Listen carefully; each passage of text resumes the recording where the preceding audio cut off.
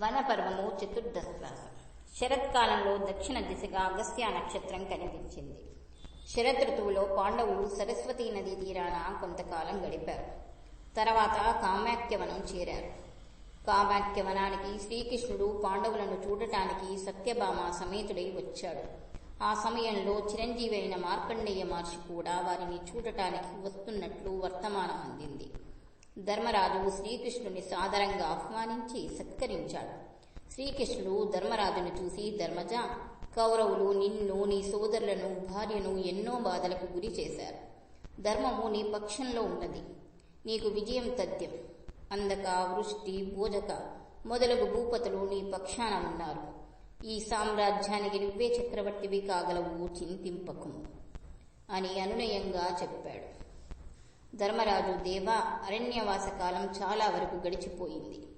అలాగే అజ్ఞాతవాసం పూర్తి చేసి మా ధర్మం తప్పకుండా మా రాజ్యాన్ని మేము జయిస్తాం. నీ దయ మా మీద ఉంటే మాకు చాలు. భారమంతా నీ మీద మోపుతున్నాను అన్నాడు.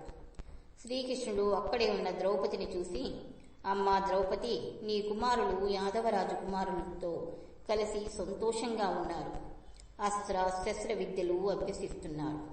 నా చెల్లెలు సుభద్ర తన కుమారుని కంటే నీ కుమారుల మీద ఎక్కువ ప్రేమ చూపిస్తుంది. వారిని గురించి నువ్వు చింతపడవద్దు అని ఓదార్చాడు. మార్కండేయ మహర్షి రాక. ఒకరోజు మార్కండేయ మహర్షి పాండవుల దగ్గరకు వచ్చాడు. ధర్మరాజు శ్రీకృష్ణాదులతో మహర్షికి అతిథి సత్కారాలు చేశాడు. ధర్మరాజు మార్కండేయ మహర్షితో, ఓ మహర్షి, మేము ఎప్పుడూ ధర్మం తప్పి చరించలేదు. మేము ఈ విధంగా బాధలు పడుతున్నాం. దార్తరాష్ట్రులు, అధర్మవర్తనులు అయినా పాపకార్యాలు చేస్తూనే సకల సౌఖ్యాలు అనుభవిస్తున్నారు. ఈ విపరీతానికి కారణమేమిటి? మనుషులు తాము చేసిన కర్మల ఫలాన్ని ఈ లోకంలోనే అనుభవిస్తారా, లేక ఈ లోకంలోనూ పరలోకంలోనూ అనుభవిస్తారా?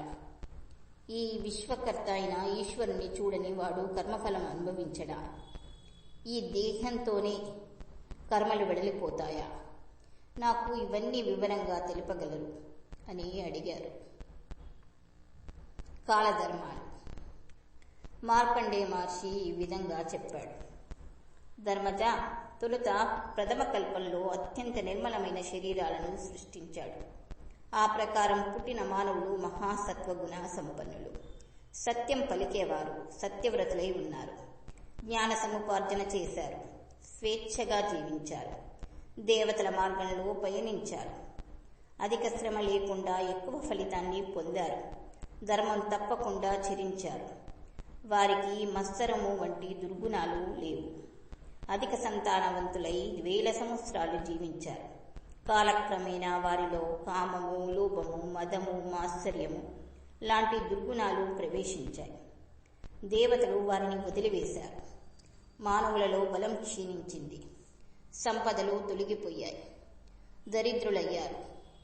చేసిన కర్మలకు సత్ఫలితాలు రావడం తగ్గింది. రోగగ్రస్తులు అవ్వడం మొదలయ్యింది. మానవులకు దేవుని మీద నమ్మకం సన్నగిల్లి నాస్తికులయ్యారు. ఒకరంటే ఒకరికి పడటం లేదు. పాపాలు చేస్తున్నారు, నరకానికి పోతున్నారు, జంతు జన్మలు ఎత్తుతున్నారు. ఈ సంసారంలో తిరుగుతూ జనన మరణ చక్రంలో పడి సతమతమవుతున్నారు. పాపపుణ్యాల ఫలితాలు.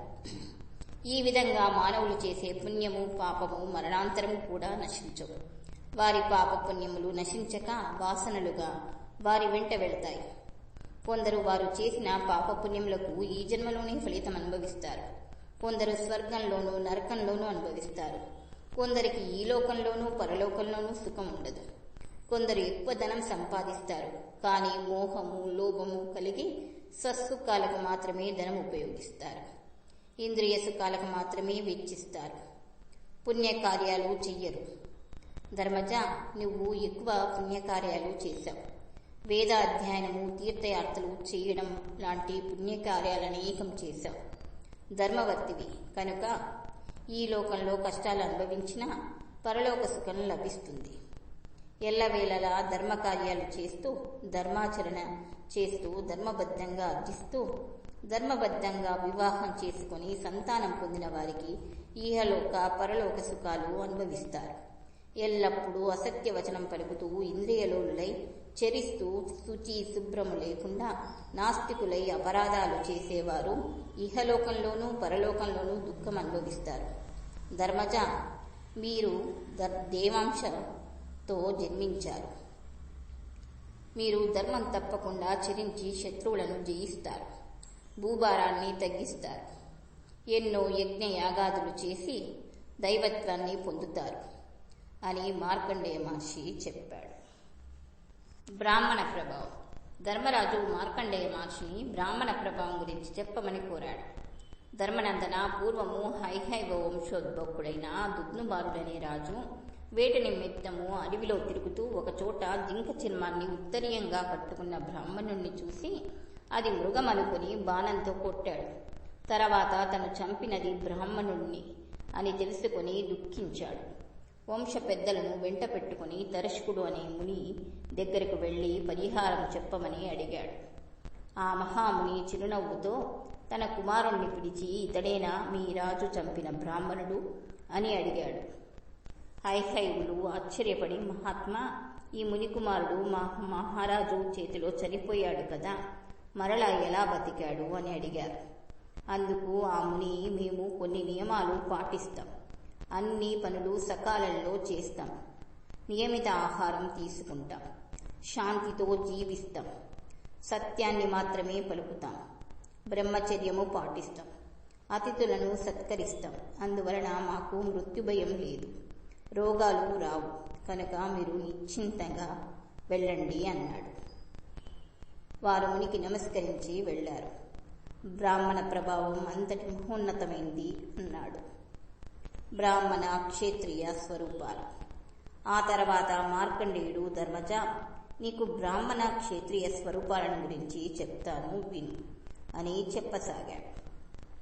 పూర్వము అత్రి మహర్షి తపస్సు చేసుకోవడానికి అడవికి పోతూ భార్యను పిలిచి, నేను తపస్సు చేసుకోవడానికి వెళుతున్నాను, నువ్వు నీ పుత్రుల వద్ద ఉంటావా, నాతో వస్తావా అని అడిగాడు. అందుకు ఆమె, నాదా, పుత్రుల పోషణకు తగిన ఏర్పాటు చెయ్యకుండా మీరు వెళ్ళడం ధర్మం కాదు, కనుక మీరు వైన్య మహారాజును అడిగి కొంత ధనము తీసుకురండి అన్నది.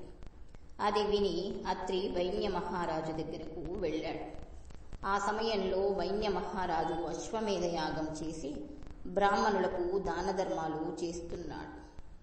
అత్రి ఆయన దగ్గరకు వెళ్ళి, రాజా, నువ్వు బ్రహ్మదేవునితో సమానుడవు, ఇంద్రునితో సమానుడవు, నువ్వు సమస్త జనులకు ఈశ్వరుడవు, నీకు అన్ని ధర్మములు తెలియను, నీతో సమానమైన రాజు ఈ భూమి మీద లేడు, అందరు ఋషులు నిన్ను పొగుడుతారు అన్నాడు. అక్కడే ఉన్న గౌతమ మహర్షి దేవిని ఆగ్రహించి, కేవలం ధనం కోసం జంకు లేకుండా మానవ మాతృడైన రాజును ఇంద్రుడు, బ్రహ్మదేవుడు, ఈశ్వరుడు అని పొగడటం తగునా అని అన్నాడు.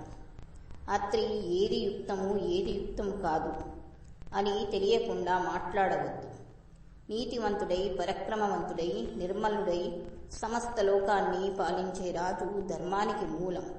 అటువంటి రాజును ప్రశంసించడం నాకు తగదా అని బదులు చెప్పాడు. గౌతముడు, కేశములు తెల్లబడినంత మాత్రాన నువ్వు జ్ఞానివి కాదు, సభలో జ్ఞానవృద్ధులకు మాత్రమే విలువ కదా అన్నాడు. అత్రి గౌతముల వాదన విన్న కశ్యపుడు అనే మహాముని, అయ్యా, ఈ వివాదం మనం తీర్చలేము, సనత్ కుమారుడు అనే మహామునిని అడుగుదాం అన్నాడు. సనత్ కుమారుని తీర్పు. తర్వాత అందరూ సనత్ కుమారుని దగ్గరకు పోయి అత్రి గౌతముల వాదన వివరించారు. సనత్ కుమారుడు, అత్రి నిజమే చెప్పాడు, ఈ భూమి సమస్తము తన భుజస్కంధాల మీద మోసే సుక్షత్రియుడు, అందరినీ కాపాడే ప్రభువు, కనుక శత్రువులను సంవరించి అందరినీ కాపాడే రాజే ఈశ్వరుడు. బ్రహ్మ రాజు జనులందరికీ పూజ్యుడు, అతని రక్షణలో సజ్జనులు, మునులు తమ తమ విధులు చక్కగా నెరవేర్చగలరు, అందరూ అతని ఆజ్ఞాబద్ధులే. రాజే సామ్రాట్, విరాట్, అదృష్టాన్ని జయించినవాడు, సత్యసంధుడు, ధర్మాత్ముడు, సక్రమంగా పాలించేవాడు, అన్ని వేదాలలో వర్ణించారు. పూర్వము అధర్మమునకు భయపడి బ్రాహ్మణులు తమ తేజస్సును రాజుల యందు నిక్షేపించారు. అప్పటి నుండి బ్రాహ్మణ్యము వలన క్షాత్రం ప్రవర్తిస్తుంటుంది. కనుక బ్రాహ్మణ్యము క్షాత్రము ఒకదానికొకటి ఆశ్రయించుకొని ఉన్నాయి. సూర్యుడు చీకటిని తరిమినట్టు క్షేత్రియుడు బ్రాహ్మణులను సేవించి తేజోవంతుడై అధర్మాన్ని అణచి ధర్మాన్ని నిలబెడతాడు. కనుక క్షేత్రియుడు అధికమని చెప్పవచ్చు అన్నాడు. అప్పుడు వైన్య మహారాజు అత్రికి కావాల్సినంత ధనము ఇచ్చాడు.